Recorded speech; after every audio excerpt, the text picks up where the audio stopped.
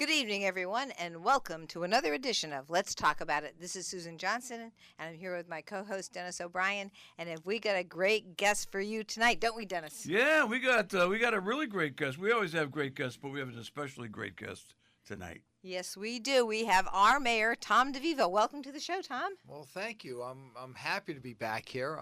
It's always exciting to be on.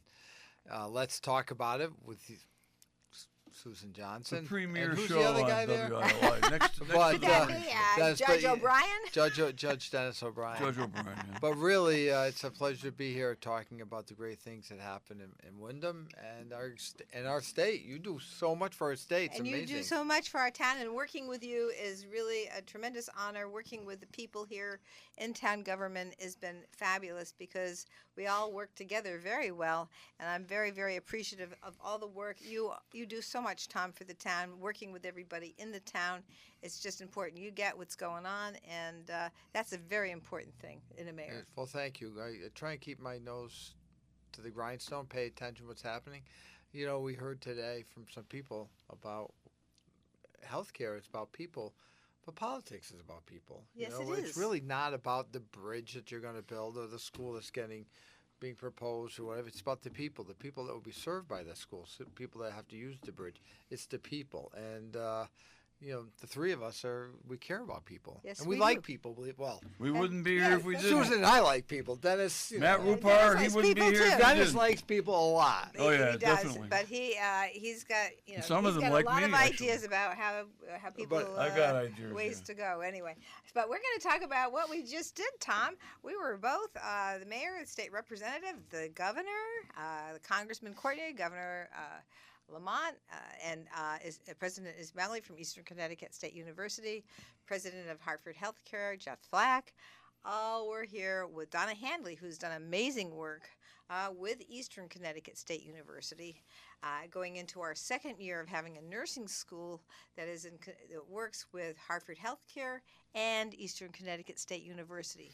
Because as everybody knows, we've suffered with a nursing shortage for a long time in the state, and having another way to train people to become nurses has been something that has been a big objective of Eastern Connecticut State University and Hartford Healthcare.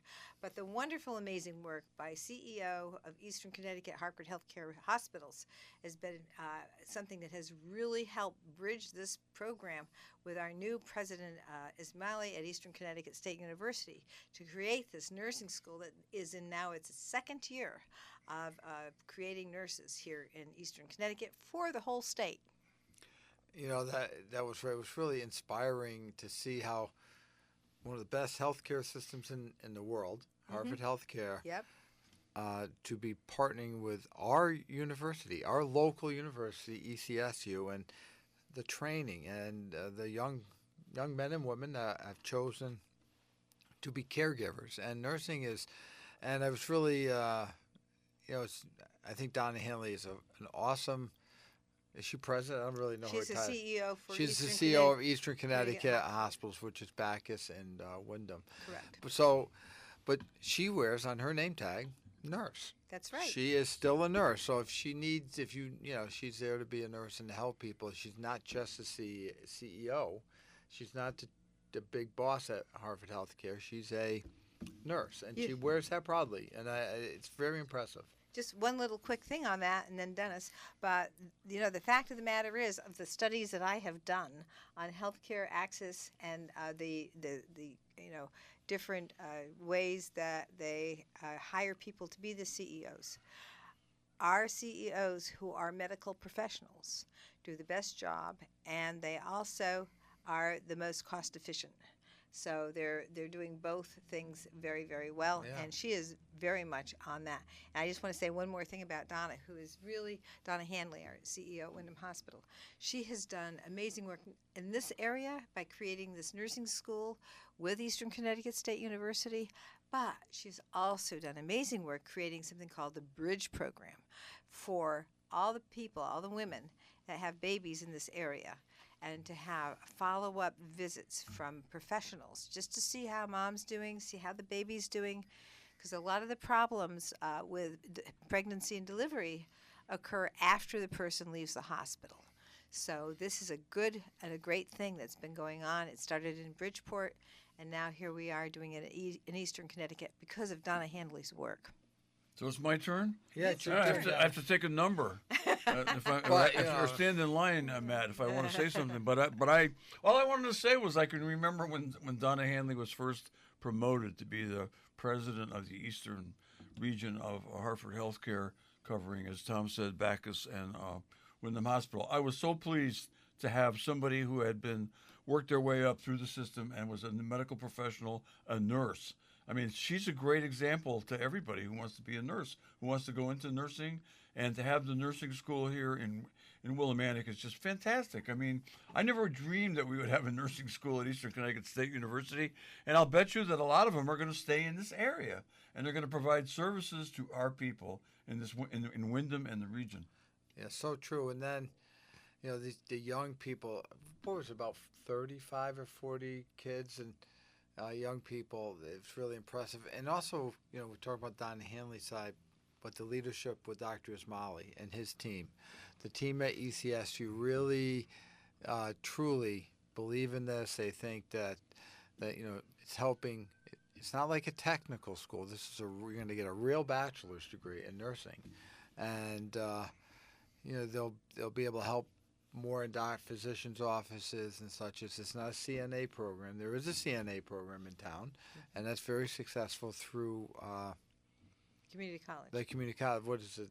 It's called community college. Yeah, Connecticut Community College is what system. And they have a CNA, and CNA is like a the first level health care. Yes, it is. The reason I mentioned is one of the young girls I knew, because she lives on North Street, believe it or not. I believe She did the CNA program, Uh-huh. and she's working at St. Joseph's, and then she decided to go to Eastern and now move into this nursing. So what a great transition. What a way to help young people find a career or something to excel in Wyndham, because Yes. we're not going to, there's a nursing shortage statewide. That's right. But most likely, if they have family ties to our community, they're going to stay, and because they're going to college, learn to be caring people. It was a nice event. Not just family ties. I know that people who come here from out of town to go to school here, a lot of them stay here because they, just like us, Susan and I, because we weren't born and raised here, but we came here at a young age, and we just really appreciate this place, and we stayed, and we love it, and we're not going anywhere. I came here to go to Eastern Connecticut State University, and I was quite pleased after I graduated from there. I was able to work at Legal Aid doing Medicare and Medicaid law. So it was really a great thing. So- And, one of the things that I hope to continue to do in the legislature is work on the Medicaid changes, because I want to make sure we mitigate any of the bad impacts that are going to occur. We're going to see a lot of different kinds of things, but we're going to take a peek and wait until after this latest negotiation in Congress occurs, and maybe there will be something that can be done about the cutbacks in the Medicare and Medicaid programs, primarily in the Medicaid program. Cutting $1 trillion out of the Medicaid program nationwide is going to have a devastating impact, because I want to just make it clear again, and I've said this before on the show, the Medicare and Medicaid programs are the foundational money for our healthcare systems. And we take that kind of money out of it, it's going to have a real difficult, very, very difficult impact on the providers of healthcare in this country. Yes, but but going back to the Eastern kids, that was really something. Did you go in and see the products they have to work with? I think I would call I them did. tools. Yes. They have the mannequins. They have mannequins that you can inject. Yes. If you inject them with the wrong drug, they have allergic reactions. So you're supposed to check. There was a checklist Yeah. to make sure that you didn't do anything They're wrong. high-tech mannequins. They are. Okay. Oh yeah, okay. these are not mannequins like you see in the These are mannequin patients. They mannequin patients. Yes, Well, yeah. they are mannequins, right? Electronic Is mannequins. there a Well, different name for that's them? That's a good. I don't know what else. a There's a different robot. name. Yeah, You could use- robot. You could use a robot. Robot. Okay, But okay. they are technically created Yeah. so that you can figure out, oh, the heartbeat is wrong, and you can create the wrong heartbeat and figure out how to fix that heartbeat with medications. So these are things that will train nurses on how to deal with patients that have the whole range of medical conditions, and whether it's heart, digestive, baby delivery, all the different types of mannequins or robots that you want to call them, and they are very, very good, and they have big rooms with the technology in them that will be training so that people can learn on the grid to how to manage the care of all different types of health conditions.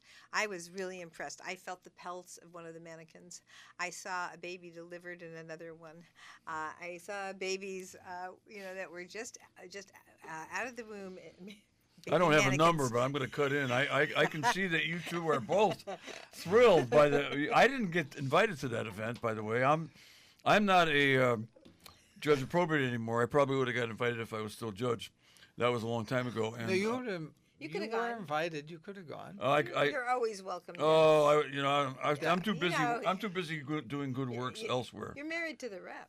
Yeah. Oh, okay. And I'm friendly with the mayor. Okay. No, You're a neighbor. I'm also, by the way, I am the vice president of the Willimantic Taxing District Board of Directors, and we do an awful lot with the Willimantic Police and Fire. And I just want to thank Tom DeVivo as mayor because we went through real difficult times this past year. We lost our town manager who moved on. We lost our chief of police, and we lost our fire chief. And you all did and we had input on the fire and police chief replacements, but I would say that you led the way, Tom, and you. I mean, I work with the fire chief, Chief Silva of the police and the fire chief, and they do a remarkable job. I mean, it's incredible. We are so lucky to have the leadership that we have in our town and in our public safety organizations, and a lot of it has to do with the leadership that you provide, Tom, as mayor to the town council. Well, let me just add one thing to that. They also provide health care because they are one of the highest ranking ambulance providers in the state. They do a great job with the ambulance. They do a great job, but I would like to remind people to vote next Tuesday, maybe in the second half. But in our budget, we provide educational training for all departments, and I have been a big supporter. We have had council members and board of finance people that say, why this isn't worth it, it's too expensive. But when we had these people leave, we had people that worked for us that knew what they were well educated, they knew their careers, they knew their jobs, and they were able to outline it because the police and the fire are very, very important for public safety, and we couldn't skip a beat, and we didn't. We never missed a beat on one day. We had on the police side, we had Deputy Chief Chuck Miller. He did a fabulous job running as interim chief. Yes, and he's got a master's degree in public. And I just saw him last night at the meeting, and he gave it correct information about noise ordinance, bicycles, correct, electric bikes. I mean, he is a font of information. He and Chief Silva make a great team, fantastic team. In the budget, when you see we pay for educational credits, offer opportunities, it attracts people who want to succeed in their chosen career. It also helps them be prepared to take the leadership role when it's needed. So there's no, taxes are high, and it's always a struggle to pay your taxes. But they're not there's going a up purpose, now. but we're not wasting the money. We're thinking about the future. You can't just think about today. You have to plan for the future, and we're having these talented, educated workforce is important, and a stable workforce, I think, is important too. Yeah, let me just say one more thing about the police department. Yeah.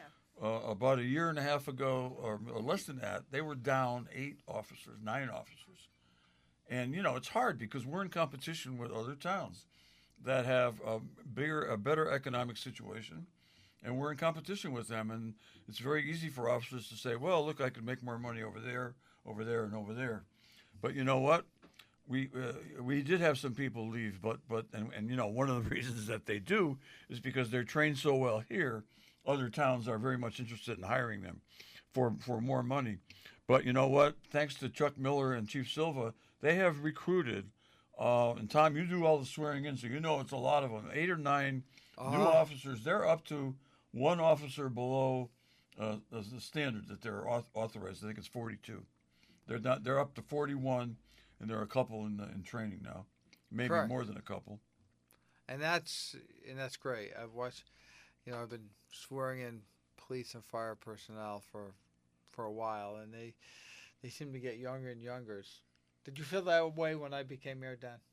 Did I feel that way when you became mayor? They get younger and younger. I didn't think of you being as young as they are. Some of them are in their 20s. I mean, or late 20s, early 30s, and they're in great physical condition. They're smart. They're well educated, and they're really anxious to go out there and do a great job. They are providing public safety to the people of Windham. And I won't say any more about public safety, but you know what? It's a big factor that makes life in Windham Willimantic, and I'm talking about Willimantic for police and fire here, but the volunteers do a great job out in the Windhams too. In fact, one of them, a former volunteer, is now Deputy Chief Prescato in the fire department. He's excellent, and in his years in the fire department, he's written grants, he's brought in all kinds of funding to the fire department. And now he's the deputy chief, and he got his early training in the Windham as a Windham volunteer. Yes, and also on the police side and on the fire, we haven't sworn in as many firefighters, but I know some police side we're getting young people of color and young people who are bilingual, and some women too. Women, yes. Yep. So young people, we have men and women, but they're bilingual. That's right. And you know what? When someone's in distress and needs help, to be able to speak to them in their language certainly saves time, makes the whole process safer for the person who's in danger or needs public safety assistance, and for the responding officer. If you can communicate and you have the right facts, it's definitely the right way to go. Well, I served with you for 6 years on the town council, Tom, and I know that you're a champion of public safety. I mean, you are always been a big supporter of police and fire from there, and I am from the actual taxing district board, which deals directly with police and fire, and we have a great board as well. But the town is in good hands. We are doing a great job.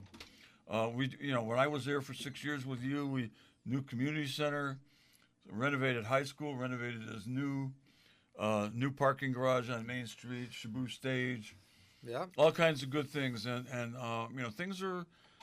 People from out of town all came up to me when I was coaching Little League and said, "Wow, Windham and Willimantic are doing such great things." Well, you can thank the right people, but our Little League fields, you come from another town, there are no fields like our fields. No. At Legion Field, there's nothing in comparison. And now Moises, who lives across the street from the field, he was at the meeting last night. He told me the lights went on yesterday.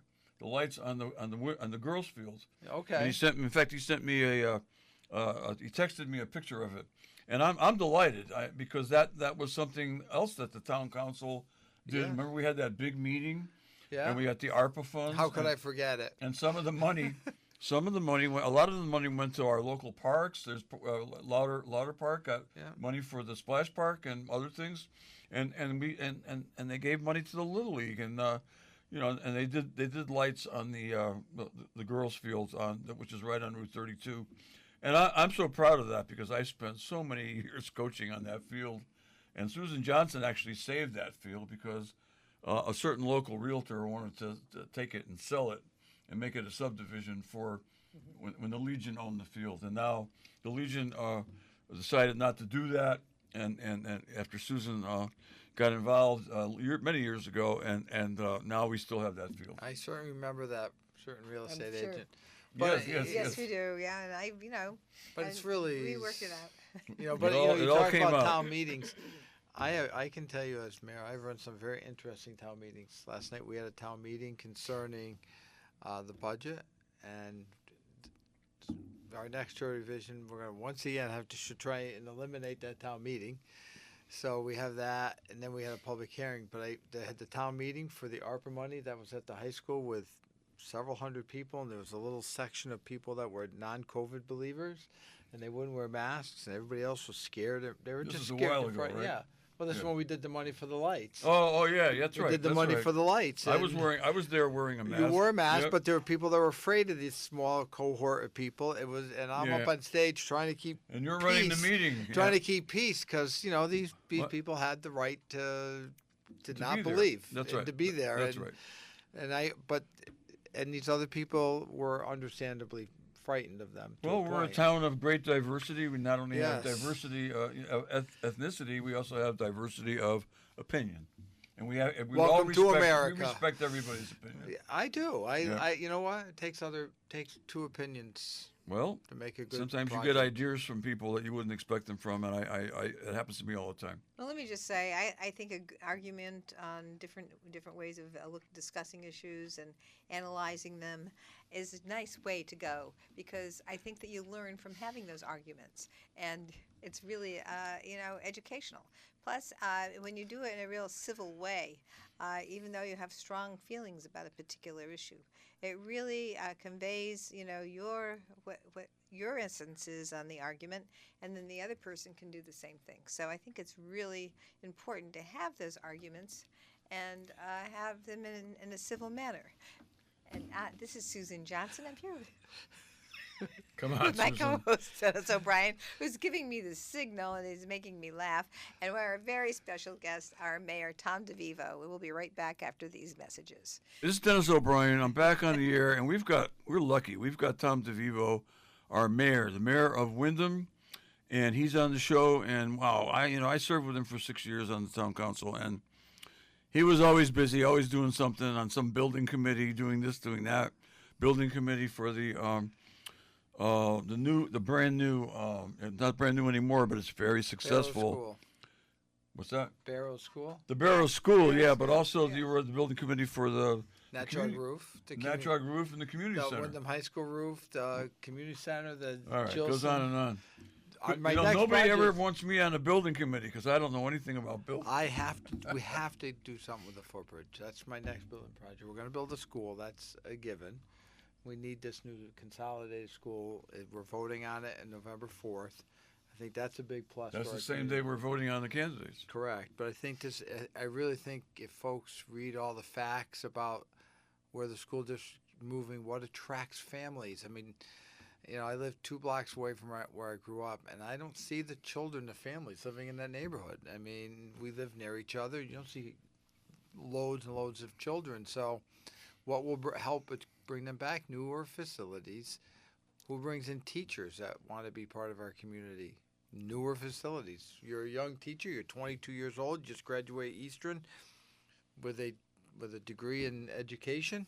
You're going to go to a town that has brand new buildings. Not only the building, but all the all bells the and but whistles. all the and bells and whistles and the stuff you know how to use. You air learn how to use conditioning. air conditioning. Yeah, and which they never had when I was a kid. And I'm sure I never noticed it though. we could neither take a- did I. I was actually. too busy thinking, why am I here? I'm here because my buddies are all here.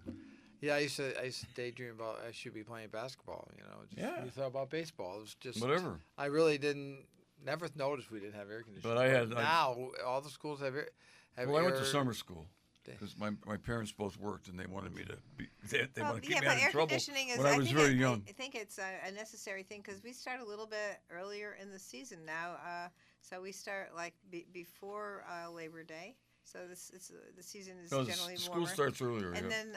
then going through into June, it's warmer now these days. So it is a necessary thing to keep the children comfortable, and having good HVAC, heating and air conditioning systems is really important to the comfort of the students and the staff.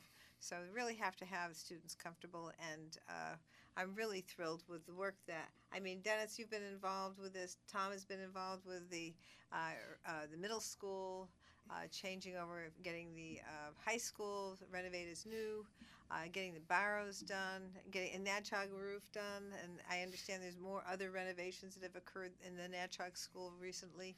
And then there's just been a number of great opportunities for a school. I think the next big deal is going to be to try and get an elementary school for the grades, 1 through 4 or 1 5? through 4. 1 through 4. And have all the students 1 K through through 4. K through 4. Oh, is it K through 4? Yeah, it is five K grades. through 4. Okay. You're correct. Don't forget Okay. don't forget the little ones. if you're in first I still grade, you're a remember little all the one. kids I went to I'd say kindergarten with. if you're in first grade, you're a little one. You're littler, yeah. Yeah. Just so anyway. You're growing. But a if little we bit. have an elementary school that includes all the students with brand new equipment and everything, and that'll be a really great thing for the students. And then I think there'll be a better sense of community because you go from your elementary school to your middle school to your high school with the same group of kids, and that's going to be I think a big plus for the students. You're going to know a lot of people. You're going to know your buddies all the way through. Well, I didn't have any trouble with that when I was a kid. You're not going to have God, the kids transition. everywhere. You're not going to have the transition problems No. that I think occurs when kids go from these smaller elementary schools that aren't even full anymore to the middle school, and then that transition's I think a difficult transition. I think that having everybody transitioning at the same time from one type of school to the next is going to be a big plus for It's the going to students. save a lot of money. Definitely, we won't be heating 4 buildings. One That's built right. in 1913. I mean, the boilers are like Volkswagens in two of the buildings. Yep. They're At like least. Volkswagen Bugs. I remember seeing when I saw the heating system, and I remember Nick Tellis was with us, and he serviced them at the hospital in Hartford, and he looked at it and said, "Wow, look at this." And it was like it was bigger than 2 He's Volkswagens. talking Yeah. about the Kramer School. The Kramer School, School. yeah. But at the high school had big. But I've been in the basement because I remember when, who was the gentleman that took over the schools? He was appointed special master. Oh yes. Dr. Adamowski. Dr. I remember he said, the community, we don't really need the school building so much, but I think the community really wants this building brought back. So we're going to put a roof on it. And a couple of times it was in his office saying we should have a peaked roof because the flat roof just has been problematic for the past 30 years. And having this peaked metal roof on it, we have a 100-year roof on that building today, but the boiler, that building is old. I mean, it is old. Let me just say, I want to say that when we did the middle school, we had a situation where I was terrified that another flat roof building would be put in.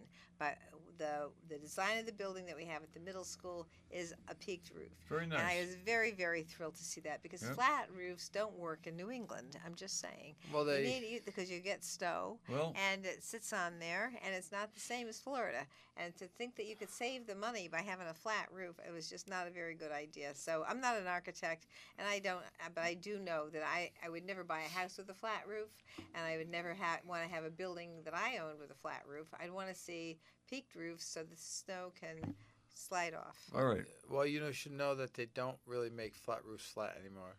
They're 2 to 1, 2 inches to 1 foot. So you go up 2 inches to 1 foot every foot out. Mm-hmm. They're still look flat, but they're still not as flat. They're not as flat. This is why our mayor is on all the building committees. He Well, knows I buildings. But I learned you know too. this stuff. I learned and you've that. learned a lot That's too. what You have we did at the experience. community centers. I learned that. So, but but building is when you build municipal infrastructure, you're building your community, and that's important. That's right. It's important. We are such a good community with great people, and we're poor. We don't have a lot of money. Right.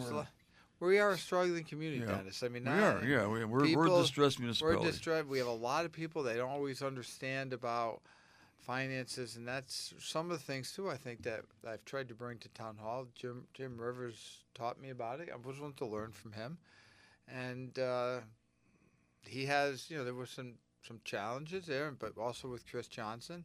Chris Johnson has his issues, but he certainly knows how to get us bonding. We just bonded $11.4 million at 2.75.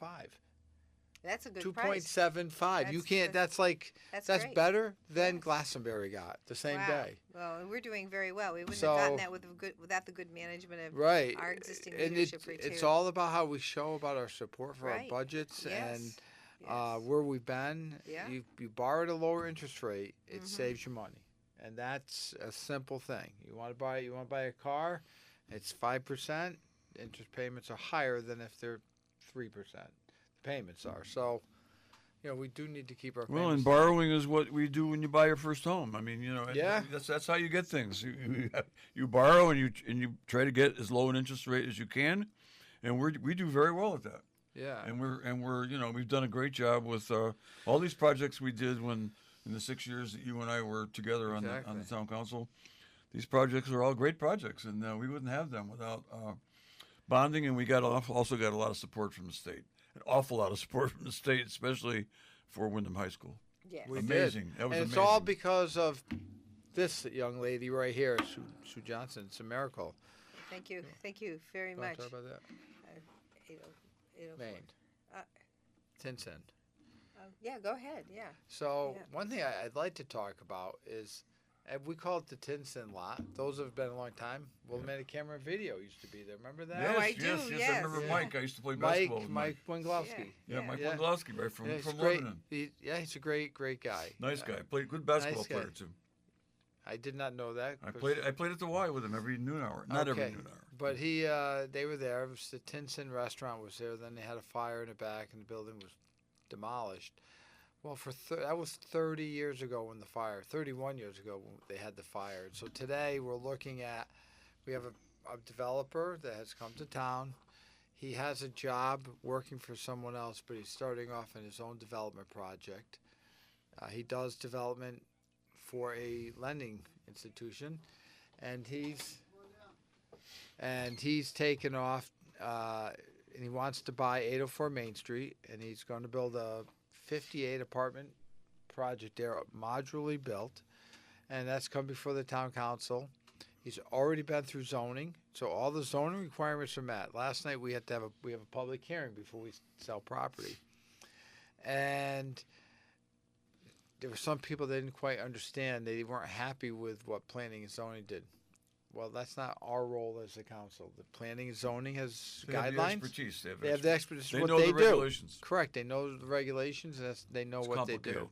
It's very complicated. How many square feet? Yep. Stairwells have to be a certain. Right. All those things. Fire systems. All that has to be. Trash removal. So the community came out and spoke about that, but we did postpone. We will be having another meeting.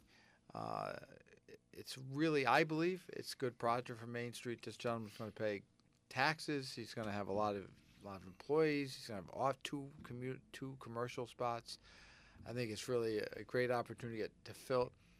Put Together, feet on the street. yeah, and also put put Customers your for front downtown tooth businesses. back in. It's like if we have a tooth missing, and now we have two teeth missing because Yeah. we lost the other building. Well, I just want to say thank you so much for your work and thank the council for its work and being very, very good about making sure that everything's in place in terms of the council's responsibilities. And I was there last night and I was really pleased to hear all the work that the council has done.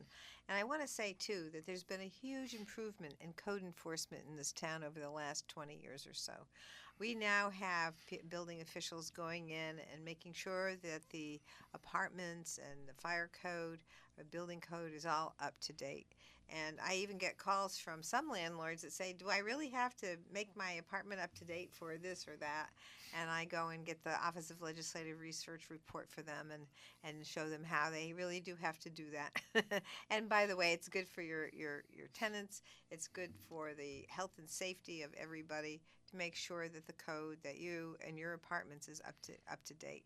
So I know that the town is doing its job because I get the calls from the landlords, and you can tell the difference too, because I think the buildings on Main Street look much better. And back in the day when I was on the council in the 90s, the code enforcement wasn't as what it should have been, and so it is much better now. And I have to thank the town for doing good work there. Well, thank you for that. But it's the town staff, not the town. The town council has shown some leadership by saying this is what we want over Yep. the past 15 You years. set the policy. We set the policy, Yeah. but we also fund it too. You That's can't right. just do this other the money. Board of Then That's Finance. right. through the Board of Finance, and then the taxpayers approve it because they do want to see that. They want to see things get Look better. But you get the phone calls. I also get the phone calls because it's hard when someone has an apartment that's not up to code and it's dangerous, Right. and the town comes in and says we have to fix it. You have to fix it, and that means these people have to get out of their apartments. and that's a challenge. That's not as easy as just saying it. Right. Because, you're displacing, it could be a family, Mm-hmm. and they may have lived there for 10 years. Well, that's a lot of the time that happens But- with the but lead you s- paint. But No, that happens with fire code. I've gotten phone calls from people that they're making me leave because the stairway isn't safe. They have to get help with displacement. Right. Correct. If it's a code we problem. send them to the problem. I send them over to see Liz Myers, or That's right. tell them to call Liz. That's what she's there for. She's a great staff member. That's at the, She at worked the community at center. the community center. She works under Angela Fournier. Right. They do a great There's job nothing over to be there. ashamed of. They do a great job. yes, Wonderful they do. job. They're But wonderful. it creates fear, and we're not trying to create fear. We're trying to upgrade the structure. Well, their Well, fear let me is that just they're say going to be something about homeless. the building though that you're working on now, and that's going to be brand new. It's going to be all up to date with the code and all of that, and it's going to have the good work of the town doing the regular checks on the codes.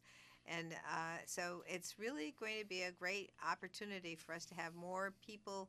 And by the way, as a state legislator, one of the things that I'm very, very concerned about is the fact that we do not have enough housing in the state of Connecticut. This is going to be another opportunity for housing for people to have.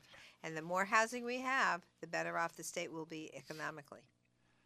You're right. But if all these projects come into fruition, and we'll talk about, because this came up last night, because we have had we've had an uphill journey trying to develop our community. We've had developers come and go, and developers start and stop and start and stop. But we can't give up hope. And that's what I was kind of hearing last night at the council. They're very afraid to step into the abyss because there's risk. There's risk in that kind, in helping people, this new developer. We don't really know. It's not like calling up Tom and Tim DeVivo or whoever it might be, or Dennis O'Brien. We know Dennis. I can't develop anything. But if you said you were going to, you'd do it. I'm all for it. Oh, But- no, you do. yeah, You'd but I'm all figure for it. out. You'd I know figure that. it. You I could work on figure it out, but you development wouldn't in other let. towns But, with- but as you a wouldn't lawyer. let. But you wouldn't talk. You wouldn't do it if. You're not going in to our do it with a nail and hammer. No. Right. I don't have a hammer. Well, I have a No. hammer, but Well, so do I. But you're doing your best to You're try doing to it. ensure that but this the project point goes is, forward. all these projects take risk, and I mean, let's talk about when we think about it. We've known about. We had, right, the old days. You have Mary Lou Williams, she from the redevelopment. Betty Lou Williams. Yeah, Betty Lou Williams from the redevelopment. You're going way back now. Yes, but then we came in. We had Frog Prince. Then we had. Remember Frog Prince? Yes, I do. Then we had, and they were hopeful. Yep. And then we had Poco. Remember Poco was going to come in? Oh yeah. And then we had Chifa come in. They were going to save Main Street. And then we had. Okay, so what you're saying we is, have is another developer people are coming up. concerned that this project is not going to happen, even though But you can't it's just. the best intentions of the developer that's going to Correct. happen. I think he has good intentions, and Yeah. if we all help him be Yep. successful, Right. he will be. Yeah. If you don't help him, he won't. The other be. thing that is going to happen with this project is he's going to lease 60 parking places at the new Well- garage. Is that still part of it? No. Okay, that's That's- too bad. Well, that's a. That was a problem for him. That's not a problem. I think you went to your meeting last night. Your wife. We have to do what we want to do. We have to adjust our parking regulation. Yes, well, that's what we're going to do. Okay, but what you want to do, the management, but we have to adjust our ordinances for which we would the fees. He says I'll buy 48 or something like that. I think it's for 50. It's not. It's under 60. Okay, well, it's something. Whatever, but it's a number of parking passes. Okay, But they're for all the town parking lots. So he doesn't have. okay. He's not if you have a restricted lot, to the- he's not restricted to the parking garage, and Right. they're not being saved for him. So that if you had a big event, you can still fill the parking garage up. So Parking garage is pretty big. There's a lot of space there. But a third Thursday, it's full. Oh, well, that's great. It's good to know that people are using it. Someone lives there and they get out of work at UConn Yeah, and they driving home. It's a third Thursday. Parking lot's full. They'll have a pass that parks. well, they won't. This says they can park it. Another They do it in municipal Mansfield. lot. Mansfield has Correct, but we're not going to shave out. We're not going to carve them out and say no one else can park here. Okay, well, that's what they do in Mansfield, and it's Well, worked. It's good. worked really well. But Laz runs it, and but it wasn't set up by Les. It was set up by the town. I know because I was part of it. I know I worked that on it. might I work, worked on but it. Yep. It's a different situation. It's a It- much no, it's a different, much different situation. way different. Our They situation is create very a little different from town Mansfield's. square. Their town square is brand new. Ours is making adjustments to time frames that are more than 100 years old. Yes, you're And right. so this is historic, and we are making the adjustments. And that's probably one of the reasons why my theory is the reason that we've had difficulty downtown here is because it is historic, because we have different buildings, because the requirements have been over and over and over again, and sometimes the structures that we have here aren't amenable to the kinds of building code requirements that we have now. But we have an empty lot here that is 804 Main Street, correct? correct. And that is a brand new lot. That is a wide open lot. That's going to be fine, and it's going to fit right in with the downtown area. Brand new building, and you're not going to run into the same problems that the other developers had because they don't have to deal with the renovation that is an adjustment from a building that's more than 100 years old or even 70 years old. They don't or have to 50 deal years with old. SHPO. And well, that's correct too. You're not having a state historic preservation office take a peek because this is being done with the town and the town property. Well, they don't. SHPO wouldn't do with a vacant lot, would they? No. No. No. Only with historic buildings. historic And the purposes. zoning code takes care of how it looks. Okay, So- we're running down to the last Yeah. So minute anyway, now. it's a great project. I'm all for it, and I'm thanking Tom and everybody else for their work on it. What's your final thing you have to say, Tom? Because we're almost All running right, out of next time. Tuesday. Thanks for coming on in. the 30th of September from 6 a.m. to 8 p.m. is our budget vote. Please come out and vote yes. Support our schools, support our families, support our town. The And budget it's a numbers. zero increase. It's a zero increase. You vote yes, your taxes don't go up. It's that simple. That's how it's designed. It didn't pass the first time. This is one technicality we have to do. But we just need this budget approved, and I would appreciate anyone to come out and vote next Tuesday, the 30th, from 6 a.m. to 8 p.m. at the 3 normal polling places. If you cannot make it, you can vote absentee at any time at the town clerk's office from now until. You can't do same day vote.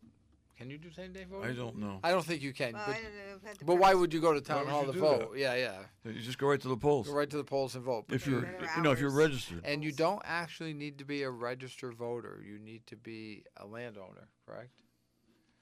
If you own the property and you are. If you live in you town. live in town, you own a house. Yeah.